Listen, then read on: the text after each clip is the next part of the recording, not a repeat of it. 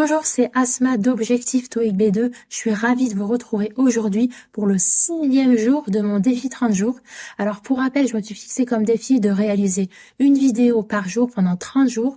Dans chacune de ces vidéos, je vais vous donner un conseil à mettre en pratique pour mieux réviser le TOEIC et ainsi obtenir le meilleur score possible au final. Alors à partir d'aujourd'hui, je vais faire une vidéo consacrée à chaque partie et sous-partie du TOEIC. Dans chacune d'entre elles, je vais vous donner un conseil à mettre en pratique pour mieux réviser cette sous-partie ou cette partie. Et aujourd'hui, on démarre avec la partie listening, la première partie. Et aujourd'hui, le premier conseil que je vais vous donner pour mieux réussir la partie listening du TOEIC, c'est de vous immerger au maximum dans la langue anglaise au quotidien et le plus régulièrement possible. Alors pourquoi est-ce que c'est important et pertinent ici de s'immerger au mieux dans la langue anglaise pour optimiser vos chances de réussite de la partie listening? Tout simplement parce que cette partie-là, ça va être des exercices de compréhension orale, en particulier la partie 1 et 2 où c'est des exercices exclusivement de compréhension orale. Pour la partie 1 du TOEIC, vous allez devoir choisir parmi 4 propositions de réponse celle qui correspond le mieux à ce que vous voyez sur l'image et vous n'avez aucun support écrit pour ce faire. Et pour la partie 2 questions-réponses, il s'agira de trouver parmi 3 propositions de réponse la suite logique de l'enregistrement audio. Il n'y a qu'une seule écoute possible et aucune retranscription de cette vidéo. Plutôt aucune retranscription de l'enregistrement audio, évidemment, que vous allez entendre. Vous n'aurez aucun support écrit.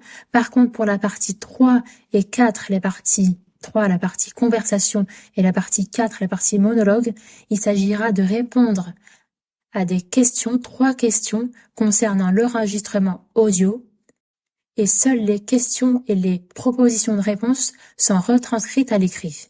Mais autrement, vous n'avez aucun autre support sur lequel vous appuyez que votre oreille pour pouvoir déduire les meilleures réponses possibles.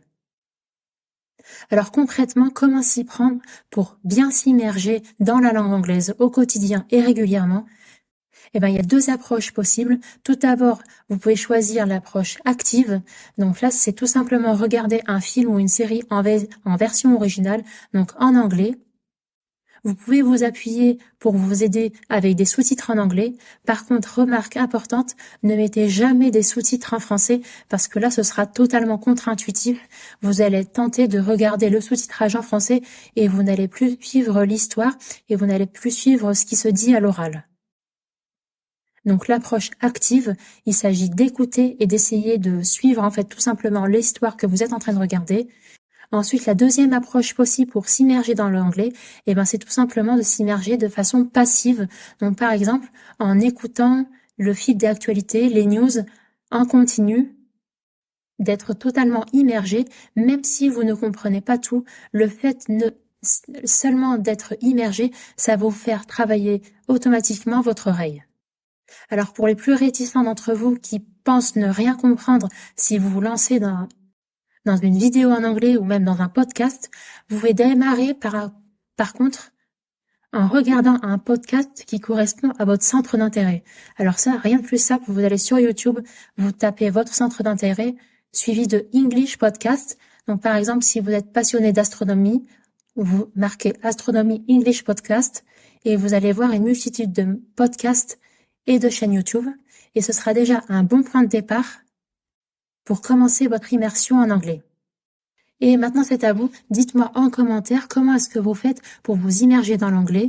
N'hésitez pas à commenter en dessous. Et d'ailleurs, si vous avez le moindre problème concernant les révisions TOEIC, vous êtes libre de me dire en commentaire et j'y répondrai avec un conseil concret à mettre en application pour surmonter cet obstacle. Et d'ailleurs, pour vous faire gagner du temps, vous êtes libre de démarrer avec mon kit de démarrage au TOEIC. C'est sous forme d'e-book. Il y a 7 fiches synthétiques, 7 fiches de grammaire qui vont vous aider à démarrer en douceur le TOEIC. En plus de ça, je vous donne une astuce pour mieux sélectionner les réponses de la partie 5 et 6 du TOEIC. N'hésitez pas, ça se passe en description de cette vidéo. Je vous dis à demain pour la suite de ce défi de 30 jours. Très bon courage dans vos révisions et à très vite.